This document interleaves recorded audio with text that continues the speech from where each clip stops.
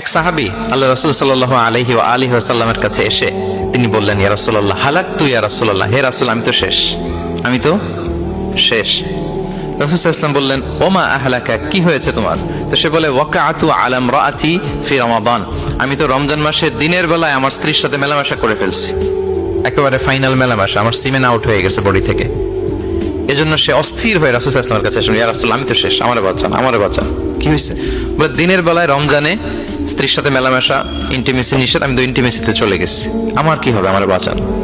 তো আপনারা জানেন যে ইচ্ছাকৃত যদি কেউ রোজা ভাঙে, ইচ্ছা করে যদি কেউ রোজা ভাঙে, তার বিধান হচ্ছে তার কাজাও করতে হবে, কাফফারাও দিতে হবে। কাজা মানে একটা রোজার জন্য আরেকটা রোজা, আর কাফফারা হচ্ছে হয় তাকে একটা দাস আজাদ করতে হবে, অথবা তাকে 60টা রোজা রাখতে হবে টানা, অথবা 60 জন মিসকিনকে খাওয়াতে হবে।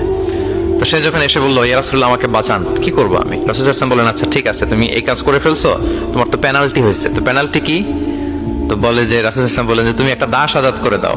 বলে, ইয়া রাসূলুল্লাহ এই সক্ষমতা আমার নাই, আমি দাস আজাদ করবো কোত্থেকে? আচ্ছা এটা পারবা না, তো তাহলে টানা 60টা রোজা রাখো কাফফারা হিসেবে, টানা 60 দিন রোজা রাখতে হবে, রমজান চলে যাওয়ার পরে 60 দিন রোজা, এটা রাখো। বলে, ইয়া রাসূলুল্লাহ এটাও পারবো না, আমি টানা 60 দিন রোজা আমি রাখতে পারবো না। আচ্ছা এটাও যদি না পারো, তাহলে তুমি 60 জন মিসকিনকে খাবার খাইয়ে দাও।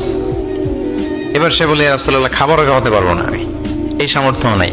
কি বিপদ, দাস আজাদ এটাও পারবা না, টানা 60টা রোজা এটাও পারবা না, 60 জন মিসকিনকে খাবার দিবা তাও পারবা না। তো কি আর করা, বসো, এক পাশে বসে আছেন উনি, অন্যান্য কাজ সারতেছেন।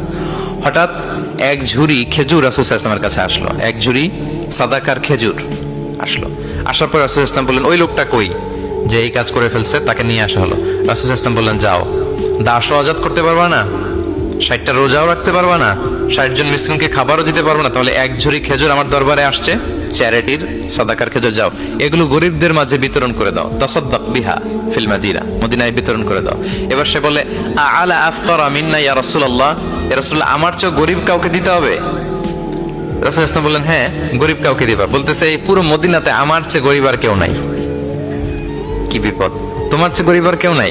বলতেছে, আমি সবচেয়ে মদিনায় গরিব। বলতেছে, তাহলে কি আর করবো, যাও তুমিই খাও, নিয়ে যাও বাসায়, তুমি আর তোমার ফ্যামিলির সবাই মিলে এটা খাও।